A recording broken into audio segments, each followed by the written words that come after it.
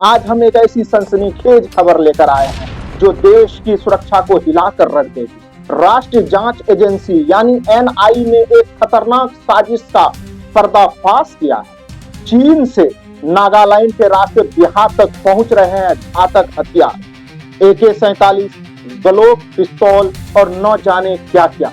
इस काले कारोबार में शामिल हैं बड़े बड़े नाम और शक की सुई पहुंच रही है पुलिस और सेना के कुछ अधिकारियों तक। आखिर क्या है इस अवैध हथियारों के जाल की सच्चाई?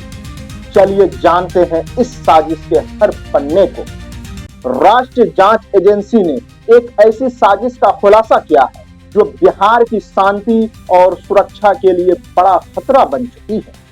जांच में पता चला है कि नागालैंड के दीमापुर से शुरू होकर चीन तक फैला एक अवैध हथियार का तस्करी का नेटवर्क बिहार के कई इलाकों में जड़ें जमा चुकी। इस नेटवर्क के मुख्य खिलाड़ी हैं रंजीत दास, विकास कुमार, देवमणि राय और अहमद अंसारी।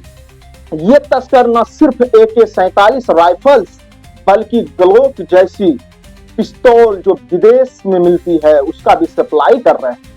एनआई की जांच में सामने आया है कि ये हथियार म्यांमार के रास्ते, बर्मा के रास्ते नागालैंड पहुंचाए जा रहे हैं और वहां से बिहार के मुजफ्फरपुर जैसे इलाकों में सप्लाई हो रहे हैं।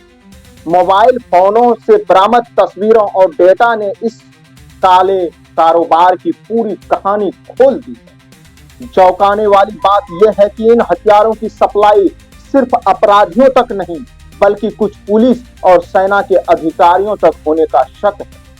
इस नेटवर्क की गहराई को समझने के लिए एनआईए ने बैंक खातों की बारीकी से जांच की।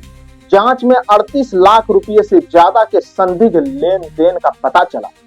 विकास कुमार ने कबूल किया कि उसने एक AK-47 राइफल के लिए अहमद अंसारी को 12 लाख रुपए दिए।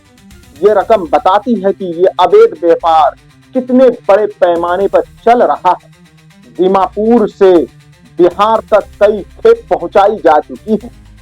एनआईए को शक है कि यह तस्कर सिर्फ हथियार ही नहीं बल्कि देश की एकता और अखंडता को नुकसान पहुंचाने की साजिश रच रहे थे। इस नेटवर्क ने बिहार के कई इलाकों को हथियारों का गढ़ बना दिया, जिससे कानून व्यवस्था पर गंभीर सवाल उठ रहे हैं। एनआईए ने इन खतरनाक नेटवर्क को ध्वस्त करने के लिए कमर कस ली। एजेंसी ने चारों मुख्य आरोपी खिलाफ एक मजबूत चार्जशीट दाखिल की। इसके अलावा 9 मई 2025 को बिहार की एक अदालत में एक पूरक चार्जशीट भी दाखिल की गई, जिसमें इन तस्करों पर देश की सुरक्षा को खतरे में डालने का आरोप लगाया गया है। एनआईए अब इस सप्लाई चेन को पूरी तरह से तोड़ने की कोशिश में। जांच में म्यांमार और चीन से जुड़े और भी बड़े तार सामने आ सकते हैं। एजेंसी का मकसद है कि बिहार में कानून व्यवस्था को मजबूत किया जाए, अवैध कारोबार को जड़ से खत्म किया जाए। ये मामला सिर्फ हथियार तस्करी तक सीमित नहीं है, ये देश की आंतरिक सुरक्षा, भ्रष्टाचार और सीमा पार की साजिशों का एक खतरनाक मिश्रण है।